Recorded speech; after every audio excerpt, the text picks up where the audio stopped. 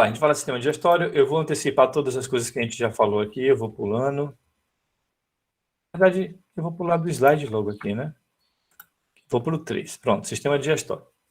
A gente já falou dos componentes químicos, a gente vai apenas fazer uma leve revisão desses componentes químicos, certo? E depois a gente vai falar dos órgãos. Então, a gente falou que entre os componentes que estão no processo final de absorção do nosso organismo estão os sais minerais e as vitaminas. Esses praticamente não sofrem nada na digestão. Como eles já são micro, bem pequenininhos, eles praticamente o que você come, quando eles ficam soltos, eles são absorvidos, tá?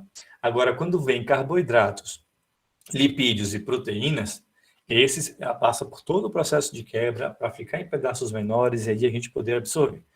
Por exemplo, os carboidratos, eles são quebrados até o momento onde eles vão virar um açúcar, e esse açúcar vai ser absorvido.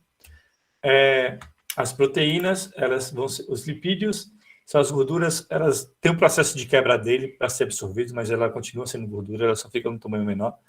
E as proteínas, elas vão ser quebradas em aminoácidos para serem absorvidos, certo? Esse é o processo de forma geral, tá? E aí a gente falou como é que faz a digestão do alimento.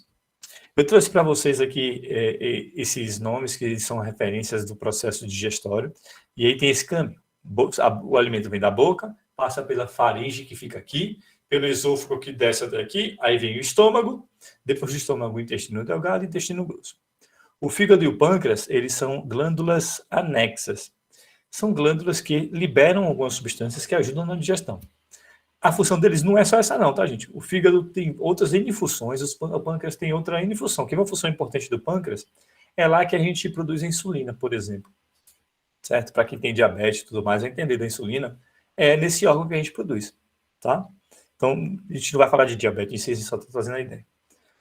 E também tem as outras glândulas anexas que eu não falei, mas eu falei delas, eu não falei que são glândulas anexas, que são as glândulas salivares. A gente vai ver tudo isso na imagem. Bom, na imagem da boca eu só trouxe a boca, essa aqui a gente vai falar rapidamente, bem rapidinho, que a gente já trabalhou com ela com uma revisão. Lembrando que a boca, ela faz, eu tinha falado que ela faz a digestão física. Eu não usei o termo bacana, a gente fala de digestão mecânica. Na cabeça, quando vem assim o pensamento, a gente acaba falando. Digestão mecânica, que tem a quebra do alimento, literalmente a quebra do alimento. Tá? A partir do momento que você pega um alimento que você já corta na mão, que você corta na faca, você já está fazendo o início de uma digestão mecânica. Só que não começa no sistema digestório, tá? Mas você já faz. E aí, quais são os principais elementos que a gente precisa lembrar da boca? Primeiramente, a língua, ela tem um poder de definir se o alimento vai estar bom ou não para a nossa alimentação. Tá? A língua e o olfato, eles ajudam. O olfato, inclusive, também ajuda, né? Quando você sente o cheiro de uma comida e você se fica enjoado ou sente que um cheiro ruim, você já evita comer. E que isso, acredite ou não, salva vidas. Certo? A língua, quando você toca o alimento na língua, você já vai saber as características dela. Tá? Aí, a curiosidade, a gente tem um paladar aguçado para o doce. Então, as pessoas, quando botam doce na boca, elas tendem a gostar mais do doce. Por quê? Porque o doce é uma fonte de energia muito grande. O açúcar é energia pura. E aí, nossos ancestrais, bem antes de uma organização social como a gente tem, eles não comiam todo dia. Eles não sabiam quando é que comiam. Então, o que pudesse comer de coisas que dessem um sabor, que acrescentassem energia, eles comiam desesperadamente. Certo? Aí é o processo evolucionário, o gostar do doce. Hoje, é importante comer doce? Não. É necessário comer doce? Não. Mas a gente tem esses vestígios da nossa evolução. Então não dá para comparar. Quando a gente tinha que caçar, o ser humano caçava para conseguir comer, comia naquele dia, para Deus sabe quando comer de novo. Para hoje que vocês vão levantar aqui, eu nem vou ver, vou lá na geladeira, vou pegar alguma coisa e ó, comer. É bem diferente a forma de a gente conseguir o alimento. Aqui, o importante dessa imagem, a gente tem os dentes, lembra que a gente falou, né? Incisivos, que servem para cortar, são os dentes da frente. Caninos, que servem para rasgar, que são os dentinhos laterais. E os molares, que são os traseiros, que servem para triturar os alimentos. Pronto. Além disso, temos as novas glândulas salivares, que produzem a saliva. Tem duas embaixo, se não me falha a memória, e tem 4 embaixo e 2 em cima, né? As duas em cima jogam saliva por aqui e as de baixo por aqui, ó. Se você puxar, quando a gente puxa aqui, embaixo da língua. Embaixo da língua, lembra quando alguém Lembra quando você vai no dentista e o cara bota algodão embaixo da língua quando vai fazer algum procedimento? Aí o que acontece? Esse algodão é justamente eles colocam em cima dessas aberturinhas das glândulas salivares para evitar. Se você fazer um estímulo elétrico, juro para você, tá complicado, pessoal, esse pessoal de São Paulo ligando, né? Você vai bloqueando, pô, vê a opção de bloqueio, você bloqueia a ligação, o cara nunca mais liga. Ele injeta, literalmente injeta a saliva. Aí o que é que tem de importante na saliva? Primeiramente, ela mantém a limpeza dos dentes, que é importante a gente falar, e ela tem uma substância que a gente chama de amilase salivar. Tem outro nome que acho que é pitialina, que é o nome que dá para essa substância. O que essa amilase salivar faz? Ela ajuda já a iniciar a digestão. Ela quebra o amido, tá? É o primeiro elemento. São horríveis mesmo, mano. Eu detesto também. Mas é para diminuir a saliva, tá? Quando vai fazer o serviço. Certo? Aí elas já começam a quebrar o alimento dessa forma, tá? Quebrando o carboidrato. Tem um experimento que dá para fazer. Tem no livro de vocês, inclusive, depois eu posso até passar. Só que é um experimento nojento, sabe? Não é para quem tem estômago fraco, não. Eu já fiz isso com alunos meus e, sinceridade, não foi uma das experiências mais legais que eu tive, não, com o aluno. Eu botei os alunos para encher um potinho de saliva, cuspindo, e aí, depois disso, a gente utilizou para verificar como a saliva quebrava o carboidrato. Tá? Vocês podem fazer, eu explico o experimento, mas vocês fazem na casa de vocês. Tá bom? E aí o seguinte, uma outra característica da boca importante para saber é que o pH da boca é um pH neutro. O pH, ele varia, tá? De 1 a 14. A gente vai falar disso mais para frente, ou no primeiro ano vocês vão falar bem mais ainda. Vai de 1 a 14. O 1 significa que ele é ácido, o 14 que ele é básico, e tem o 7 que é o neutro, que é o meio. Do 7 você vai descendo, ele vai ficando cada vez mais ácido. Do 7 você vai subindo, ele vai ficando cada vez mais básico. Isso é o geral. O pH da boca ele é 7, ele é neutro, então é o primeiro elemento. Por que ele é neutro? Porque essa amilase salivar, ele só funciona com pH neutro. Se você colocar a amilase num pH alto ou num pH baixo, ele não funciona, tá? É isso mesmo, Ana, desse jeito que faz o experimento.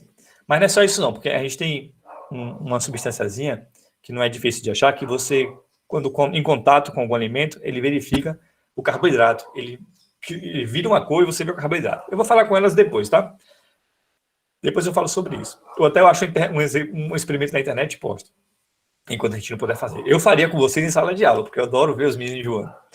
E é bom que a aula da gente antes do lanche, ó, faz certinho. Bora voltar. Aí pronto. Passou por esse processo da boca, a gente vai para o próximo passo, que é a faringe.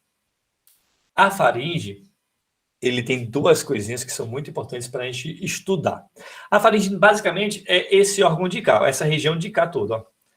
O que é que ele faz? Ele é o canal que liga a nossa boca e o nosso nariz ao nosso esôfago e ao nosso esôfago, não, ao nosso estômago e ao nosso pulmão.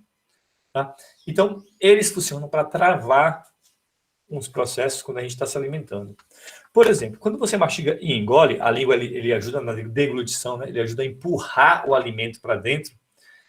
Ele faz o seguinte, essa válvulazinha que vocês estão vendo aqui, ó, ela fecha para cá, e isso evita que o alimento acabe saindo pelo nariz. A gente já conversou sobre isso, né? A pessoa come, Sim. tosse, come macarrão e quando vê o macarrão tá aqui assim, ó, no nariz. Aí, puxa. E depois que você vê que tá tudo bem, você vai e come de novo. Né? Aí temos o de cá também, que essa é a mais importante ainda, que é a epiglote. Tá? A epiglote, literalmente, é como se fosse uma janelinha. Quando você come, a epiglote faz isso. Ó, ela baixa e faz a comida descer. Quando ela baixa aqui, ela fecha o cano do pulmão, a traqueia. Certo? Ao fechar, ele evita que a comida entre no pulmão. E que se entrar no pulmão, ele é um negócio meio tenso para qualquer pessoa. Lembra, por exemplo, quando você bebe uma água, come uma farinha, e ela entra no goto, como o pessoal fala, caiu no goto, é justamente que ele entrou o que seja no pulmão. Quando entra no pulmão, você começa a tossir desesperadamente. Porque o objetivo é tirar esse negócio, não pode ficar no pulmão, porque ele pode criar um problema sério para o pulmão.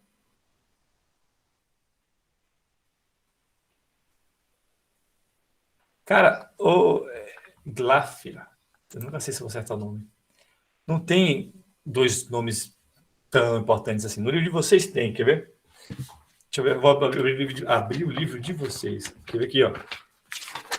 Cadê a imagem? Eu sei que tem imagem. Ah, não tem não, gente. Não tinha, por isso que eu pedi para botar os Não tem não. nomes. Tá, não tem não. Não são nomes tão absurdos, não. Vou falar aqui de novo, ó. A úvula, que é essa partezinha de cima, é o sininho que vocês veem na boca, tá? E aqui é a epiglote, essa de cá, tá? Então, bota aqui, ó. Úvula, epiglote. O epiglote acho que tem acento. Tá? São essas duas aqui, esses dois elementos que fazem parte do processo da faringe, assim, né? Para que servem? Servem para separar o alimento, evitar que o alimento entre no estômago. Então, a epiglote, ele fecha a traqueia para a comida entrar direitinho, tá?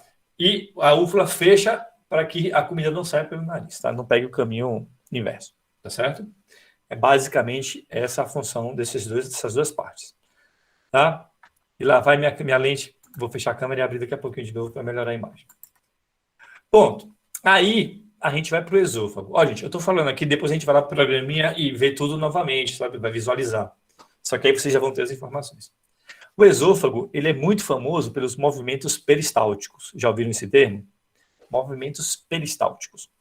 A função dos movimentos peristálticos é literalmente empurrar o alimento para o estômago, certo? E aqui, ó, eu acabei não botando a foto de um esôfago, eu fui direto na foto do movimento peristáltico, nem me passei. Mas eu vou voltar aqui na imagem para a gente ver direitinho. Ó. O esôfago é isso daqui, ó, gente, é esse caninho aqui, ó. É esse cano, tá? Literalmente um cano. Então, ele pega o alimento, quando a gente come, ele tem os músculos, eles fazem contrações sequenciais. Então, é como se fosse assim, ó. Você come o alimento entra na boca, aí quando ele entra na boca, ele faz isso, ó. Ele vai empurrando o alimento em ondas, tá? E vai empurrando o alimento até o alimento entrar no estômago, tá? É um músculo, ele mexe automático, você não sabe o que está acontecendo, você não sente o que está acontecendo, ele só acontece, certo? E é um movimento tão incrível e tão forte que você consegue beber água de cabeça para baixo. Não façam isso, vocês podem sim estar lá, mas você consegue fazer isso. Você fica de cabeça para baixo, você bebe água, a água desce, ou sobe, no caso, né? Você está de cabeça para baixo, por causa desses movimentos, certo? E é eles que fazem que o alimento não saia do nosso estômago, né? Eles ajudam nesse processo. Claro que no processos mais críticos, quando a gente está com uma, como eu posso dizer, ânsia de vômito, que a gente vomita para expulsar o alimento, é uma ação crítica, ele consegue fazer um movimento reverso, mas é fora do padrão, certo? Então o esôfago tem esse papel, empurra o alimento para o estômago e ele empurra o alimento através dos movimentos peristálticos, tá? Bora lá, próximo. Com isso, entramos no estômago. Ó, tá cheio de nome aí, mas não esquentem com esses nomes todos não, tá? É porque a imagem foi a imagem mais legal que eu achei para poder falar sobre o estômago. No estômago, aí já tem algumas coisas diferentes. É aqui que literalmente começa a digestão química. A digestão química inicia na boca também, com a amilase. Mas é aqui que realmente o bicho pega, certo? No estômago, há a produção de várias substâncias, e essas substâncias auxiliam nesse processo digestório. Entre as substâncias, primeiro, é o ácido clorídrico. Pense que é o ácido clorídrico, é um ácido que se produz no seu estômago, dentro dele. Sabe quando a gente sente o que chama azia? Que você come comida e começa a queimar, é uma queimação horrível. Um dos motivos é que você está com aberturazinha, o esôfago tem uma aberturazinha, ela fica fechando e abrindo, sabe? A comida entra, ela vai fechar para a comida não voltar. Quando esse negócio fica com um pouquinho de abertura ou fica com abertura abrindo sem querer, o nosso estômago, que tem o ácido clorídrico, esse ácido ele começa em forma de vapor a subir. E quando ele sobe, vem aquela queimação, vai queimando. Por quê? Porque é um ácido. E se vocês têm direto, eu já dou logo a real. Tomem cuidado, porque vocês são crianças e crianças não são para ter isso. Isso é fruto de alimentação, tá? Então vejam o que vocês estão alimentando, o que é que vocês estão alimentando, não, o que vocês estão comendo, porque pode ter certeza que isso não é normal, isso não é o certo, não. Temos que mudar a alimentação. Isso é prejudicial ao longo do tempo, certo? E aí, ele produz ácido clorídrico. O ácido clorídrico, gente, se eu pegar o ácido clorídrico, pingar na minha mão aqui, começar a pingar, vai ser uma hora que ela vai pingar por aqui por baixo. ele vai literalmente corroer minha mão e fazer um furo embaixo. Ácido clorídrico é extremamente perigoso. Quando a gente mexe no laboratório, você não pode nem ficar com um pote aqui, ó, perto de você. Porque se tiver com um pote aqui perto, ele é volátil e o vapor sobe, entra no seu nariz e vai queimando todo o seu pulmão. Ele é extremamente perigoso. A gente usa em capela, tem todo um sistema para se usar um ácido clorídrico. Não só ele, né? Mas ele é um exemplo que a gente está falando aqui. Então ele é muito ácido. Para vocês terem noção, a acidez dele leva o nosso estômago a ter o pH 2. Cara, pH 2 é um absurdo da acidez, ó. É um absurdo de acidez. E lembra o seguinte, ó, o pH ele vai decrescendo de 10 em 10. Por exemplo, ó, o neutro é 7, né? O 6 é 10 vezes mais ácido do que o 7. O 5 é 10 vezes mais ácido que o 6, que é 100 vezes mais ácido que o 7. O 4 é 1000 vezes mais ácido que o 7. O 3 é 10.000 vezes mais ácido. Observa como vai aumentando. Aí você coloca, até chegar no 2, tipo 100.000 vezes mais ácido. Você tem noção como vai ficando violenta essa acidez. É por isso que é perigoso. Aí, tem uma coisa curiosa. Já que é tão perigoso que corrói minha mão, por que meu estômago ele não corrói? Não é curioso isso? Porque algumas células do estômago, eles produzem uma substânciazinha que nós chamamos de muco. É um muco de proteção. Esse muco, por incrível que pareça, isso mesmo, Kaline, deixa eu fechar aqui então, uma moto buzinando. Isso mesmo, Kaline. Básico é de 8 para cima já vai ficando um básico. Quanto mais para cima, mais básico é. E tipo, um pH 2 com um pH 12 é tão ruim quanto, certo? Tem o mesmo potencial de destruição. Só que a diferença, um é básico, outro é ácido. Aí é o seguinte, ele produz esse muco reveste todo o estômago. E ele, ao revestir esse estômago, você fica protegido. Incrível, né? O ácido faz nada. Aí, pronto, Otávio, vamos chegar nesse ponto que eu queria falar. Eu vou falar dele, só espero eu terminar. Professor, gravando tudo. Porque é onde literalmente se inicia a digestão das proteínas. Então, no estômago, eu posso dizer para vocês que começa a digestão de lipídios, proteínas e vai finalizando de carboidrato, né? Continua de carboidrato. Mas no estômago começa literalmente de proteínas. Tá? Aí tem uma coisa curiosa sobre o nosso estômago. Quando essas células param de produzir, você tem o que nós chamamos de úlcera. Ó, se estiverem travando, vocês avisem aí, porque eu não vou saber, né?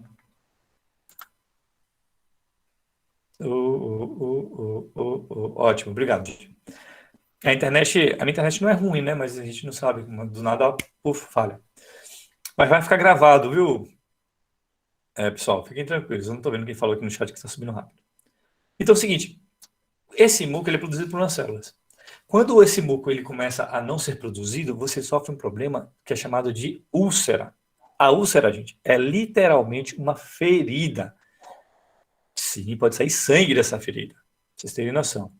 É uma ferida como se você pegasse aqui e ralasse numa parede, que fica aquele negócio vermelho, assim. Só que lá é o mesmo esquema. E isso acontece em alguns casos. E um dos casos principais que a gente pode levar é quando a gente tem a ingestão de uma bactéria, que o pessoal chama de H. pylori. Vocês devem ter ouvido se alguém fez uma endoscopia para ver se tem H. pylori, ou qualquer coisa do tipo. É uma bactéria que ela ataca literalmente essas células que ficam no nosso estômago que produzem esse muco. E aí, filho, pau, notícia é ruim, tá certo? A notícia não é boa não com elas. A gente acaba ficando pior, e se não tiver tomar cuidado, literalmente, o seu corpo vai ser corroído por ácido produzido pelo seu estômago, a digestão fica ruim e você pode morrer, tá? Se não for tratado, leva à morte, leva um câncer também no estômago e tudo mais. É bastante ruim, certo? Engraçado, H. pylori vai em relação a essa válvula aqui, ó. Essa região pilórica, tá? Curioso, né? Bom, você comeu o alimento, para cá, aqui tem um esfíncter, um negocinho que trava. Ele fecha, o alimento libera o ácido clorídrico, libera a pepsina, está protegida com muco, e ele fica um ambiente ácido, pH 2. Começa todo o processo de digestão. O estômago começa lá a se mexer, a sacudir, inclusive aquele barulho que a gente ouve de fome. Não é o estômago, socorro, estou com fome. Na verdade, é o estômago fazendo esses movimentos de digestão para poder misturar o alimento. Ele fica mexendo o tempo inteiro. E assim fica misturando o alimento para poder pegar o ácido e a pepsina, pegar em todas as partes e ajudar. Outra coisa importante para quem tem azia. Se você comer o alimento de forma rápida, tipo assim, você pega um pedaço de bolo de 20 por 20 e bota na boca e engole, você vai ter azia. Porque sim, a mastigação é importante para isso. Ao mastigar, você diminui o alimento e você acelera o processo. Tem um experimento que a gente podia fazer sobre isso para representar como é que acontece a importância da mastigação. Vou falar para vocês logo a ideia como é que é. Ó, essas plaquetazinhas de antiácidos já servem. Peguem um copo de água, coloquem a mesma quantidade de água, pega uma plaquetinha, pode cortar no meio, ou então você pega duas, pega uma, triture, mas triture o máximo que você pode, deixe o pozinho, e outra inteira. Jogue as duas, cada uma no copo, e veja qual termina primeiro. É a mesma coisa com o nosso estômago. Pega um pedaço de carne inteiro e engole. Vai ser a pastilha inteira. Pega um pedaço de carne e mastiga, até ficar bem mastigadinho e engole. Vai ser a pastilha toda triturada. Aí observe o tempo que as duas levam para poder se dissolver. É a mesma coisa no nosso estômago, se vocês comerem rapidamente, por exemplo, mastigarem pouco alimento. Isso é muito importante porque te dá uma maior qualidade de vida, tá, gente? E quem teve azia, quem já teve azia, sabe o quanto é ruim a azia. Tá? É horrível a azia. Eu já tive algumas vezes, pouquíssimas vezes. Aí depois que eu soube da alimentação, da mastigação, aí que eu tive menos ainda. Tá? Pronto. Então, o alimento faz todo esse percurso, aí desse percurso, ele vem para a nossa próxima região, tá? Que é, aqui, ó, estão os dois, que é o intestino delgado. Temos o intestino delgado e o intestino grosso. O bom do intestino delgado é que tem as imagens aí no livro de vocês, certo? Aí só abre o livro e olha as imagens, que ele vai estar trazendo informações melhores do que eu estou trazendo para vocês. Sim, algumas bebidas causam isso porque elas têm uma acidez nelas, tá?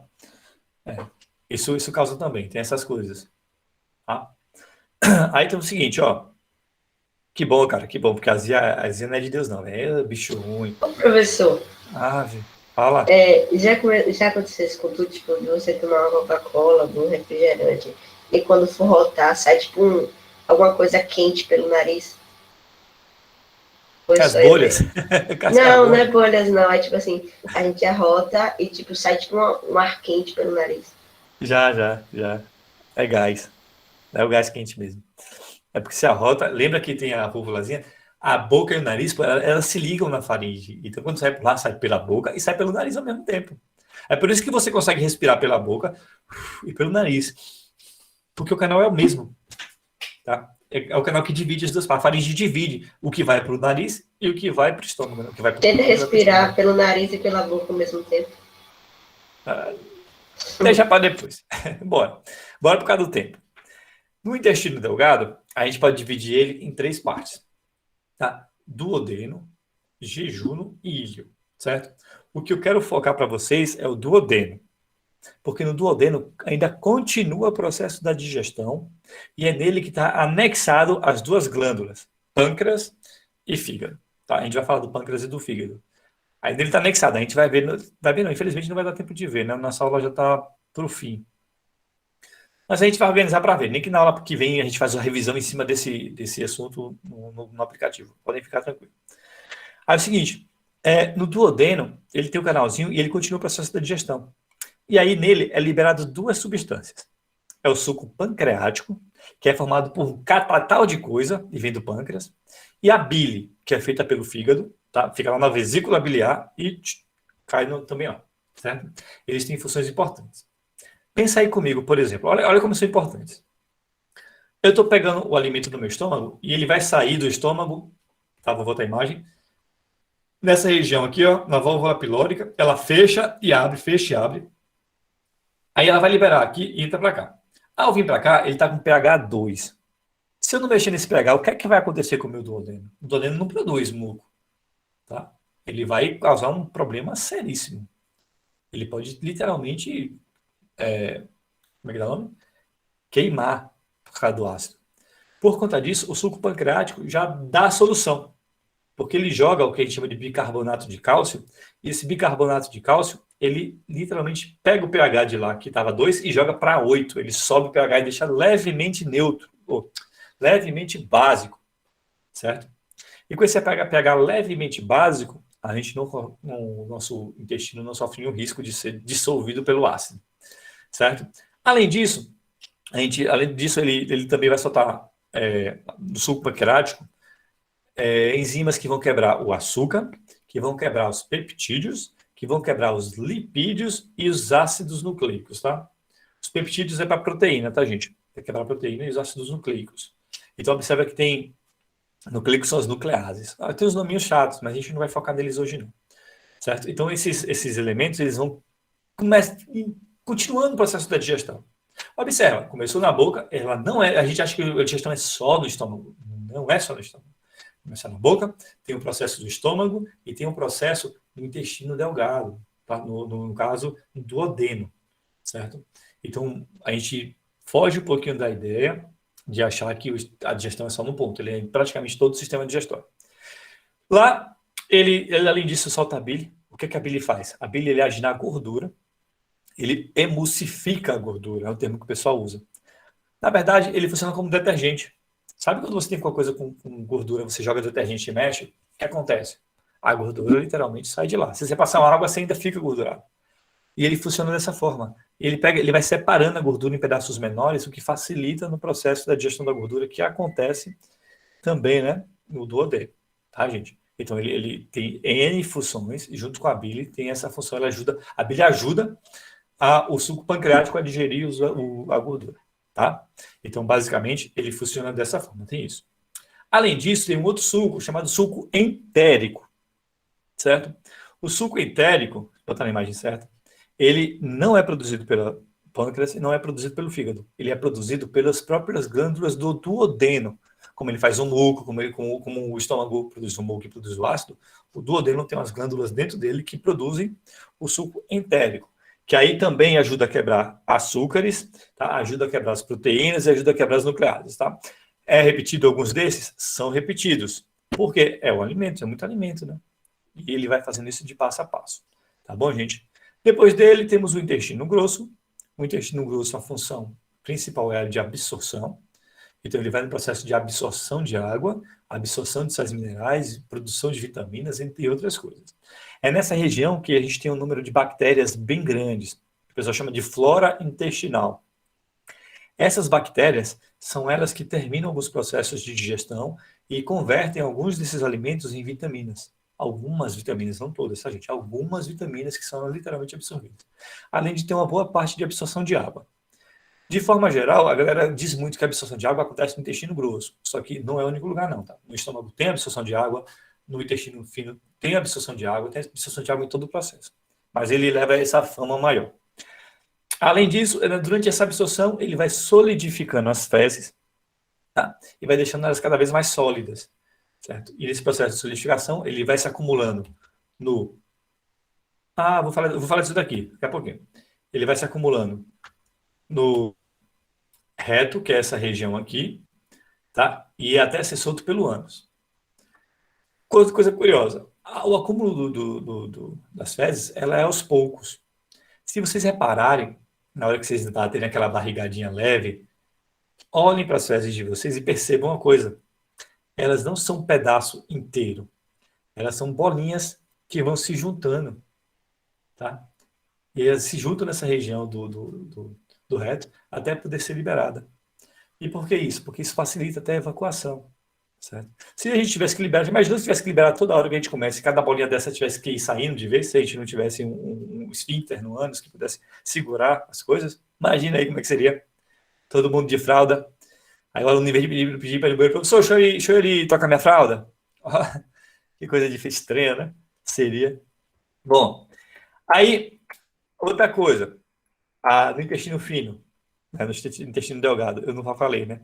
Tem ainda o jejum e o íleo. Essas duas partes, elas são as principais para a absorção dos alimentos. Eu me passei, tá, gente? Por isso estou voltando. Para absorver o alimento.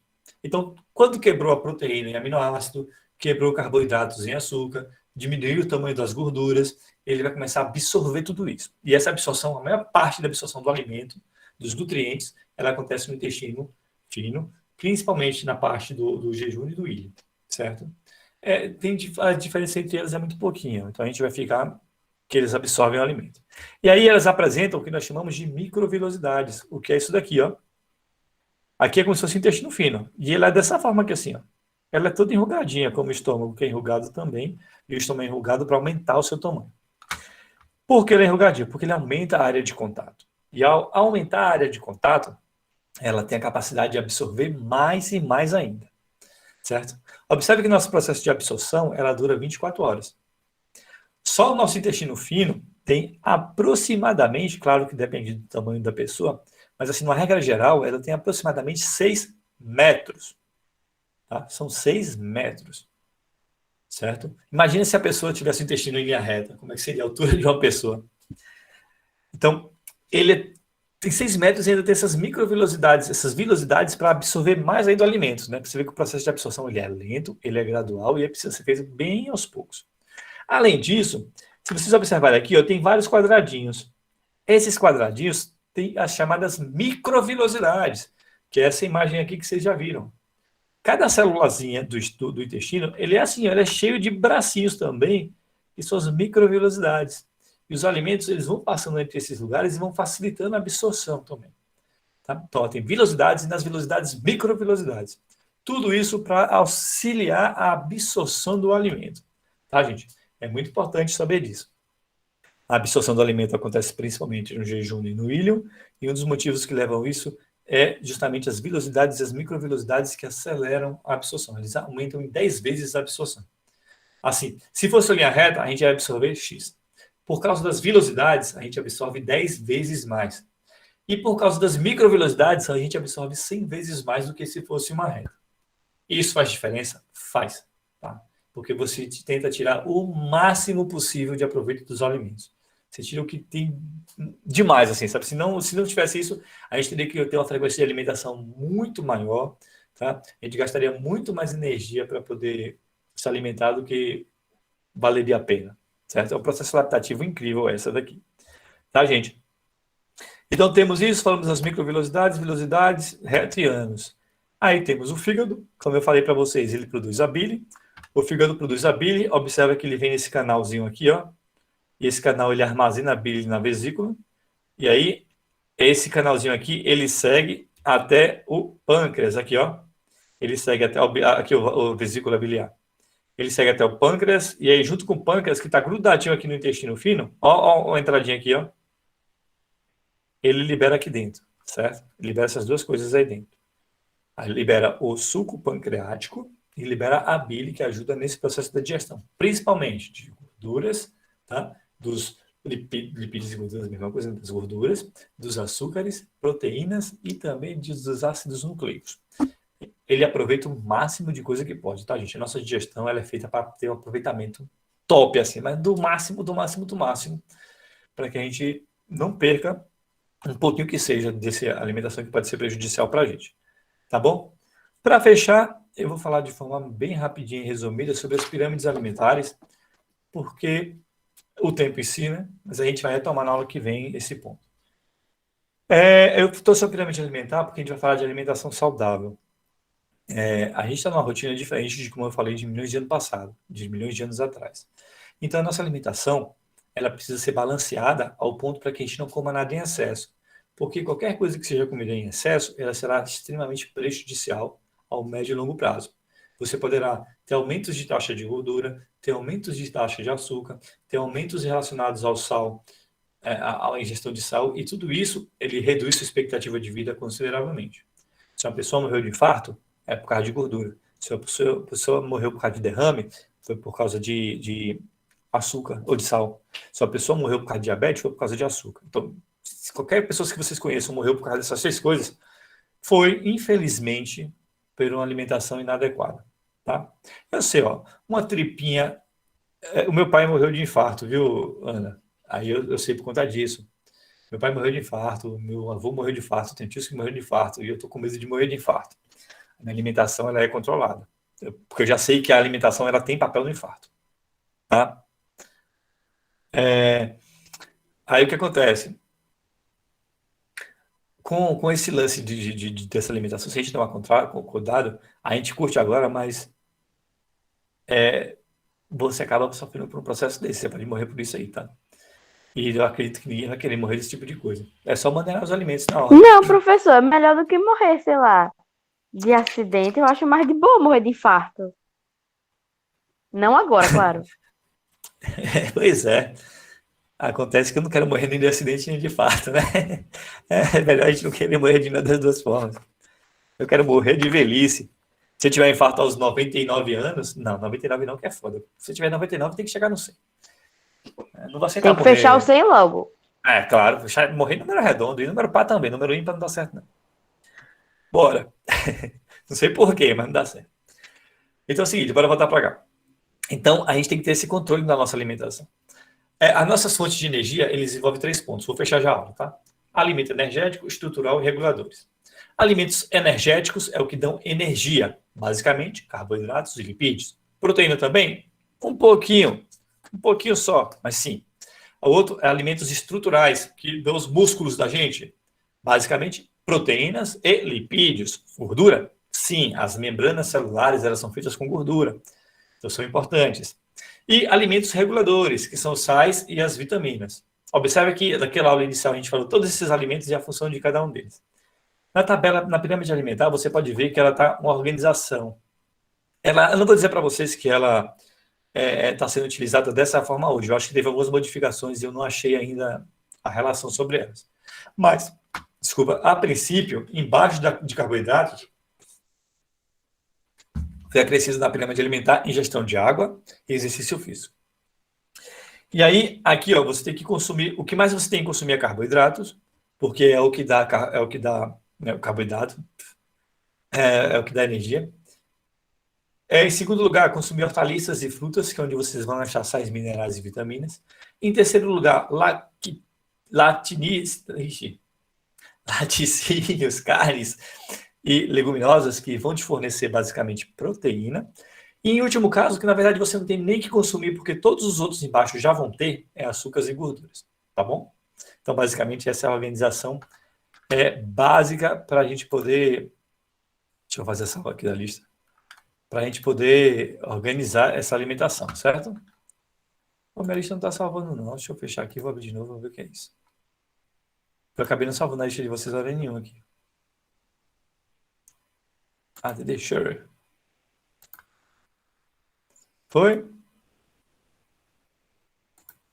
Vou ver aqui se foi daqui a pouquinho. Tá bom, gente? Então, é isso daqui como funciona basicamente essa alimentação. Claro que dá para a gente explorar muito mais sobre ela, dá para falar muito mais sobre ela, só que infelizmente nosso tempo não dá conta. E esse assunto, a gente conversou, foi massa a conversa da aula passada, mas a gente ia conversar menos para poder falar isso aqui com mais calma. Então, fechei aqui. Na aula que vem, o que é que eu vou fazer?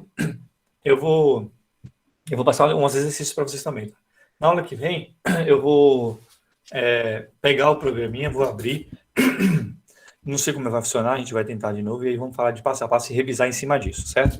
Para vocês, bora abrir o livrinho para uns exercíciozinhos. Eu vou até que ele indica aqui. Professor, coloca no chat, por favor, quando você escolher o que a gente vai fazer. Boto sim. Mas basicamente, praticamente os exercícios do 1 ao 6, do 1 ao 6 e do 1 ao 3. É isso mesmo, vamos fazer tudo. Para a gente fechar esse assunto logo. E é o seguinte... A 447, 448, então. Isso mesmo. Eu ia abrir agora, estava abrindo agora para ver aqui qual é a página. 447 e 448, tá certo? E aí, ó, me lembra de botar lá no grupo que eu boto também. E aí, em cima desses exercícios, eu posso ver como a gente vai resolver. A princípio, eu vou dizer para vocês que eu vou preferir fazer os dropzinhos de correção dos exercícios que tiveram mais dificuldade. Ou seja, os alunos que me notificarem, professor, essa questão aqui explica melhor, aí a gente faz, certo? Porque senão a gente vai gastar muito tempo corrigindo exercício. Professor. Se for necessário, a gente corrige todos os exercícios, tá, gente? A gente vai ver de acordo com a turma. Pode ir para lá. É para mandar as respostas das atividades para o senhor, quando terminar de fazer a atividade? Não manda não. Essa primeira semana, eu falei com a outra turma também, estou vendo como é que vai ser isso ainda, tá? Eu tenho que me adaptar ao que eu vou fazer. E eu ainda não tenho um plano para trabalhar com vocês. Eu tenho um plano nas outras turmas, que geralmente trabalho mais com formulário. Com vocês têm um livro muito bom, bem organizado, então a gente vai utilizar o livro, já que todo mundo também tem livro. Aí eu vou preferir usar o livro, tá certo? Aí eu vou ver como é que eu vou fazer. Mas faça os exercícios. Eu vou partir da confiança, velho. Esse primeiro aqui eu vou partir da confiança em vocês. Eu falei, olha, os meninos vão fazer e em cima disso a gente vai trabalhar. Tá bom? Pessoal, muito obrigado. Espero que vocês tenham curtido. Espero que vocês tenham gostado. Dúvidas, podem mandar mensagem lá no grupo, podem mandar mensagem no privado, que a gente vai conversando, vai tirando. Se precisar, a gente grava vídeo, se precisar, a gente faz o que seja. Final de semana eu vou organizar as aulas para postar, vou ver as emendas quando eu vou liberar, e aí já vou começar a usar o plural de forma mais fácil e mais rápida. E eu não falei, acho que não falei, mas semana que vem provavelmente a gente vai ter a avaliação, como é que é o nome? Diagnóstica. A gente vai fazer umazinha. Eu só vou tirar as dúvidas para ver como é que faz e vamos jogar. Como é que é, Matheus? A gente fez uma avaliação diagnóstica. Eu não costumo fazer avaliação diagnóstica nas minhas outras turmas, então estou aprendendo com vocês. Na Valeu? quarta-feira, né? É o mais provável. Eu não vou fechar com vocês que vai ser, não, sabe, Tereza? Mas provavelmente eu vou montar aqui direitinho. Se eu conseguir montar, aí eu faço. Certo? Isso. Senão a gente faz na próxima semana, tá bom? Então, alguma dúvida mais, gente? Estão liberados, viu? Quem quiser sair, por favor, fique à Não. vontade. Tchau, professor. Bom Tchau, final de tchau. semana. Tchau, professor. Valeu. Até, Tereza.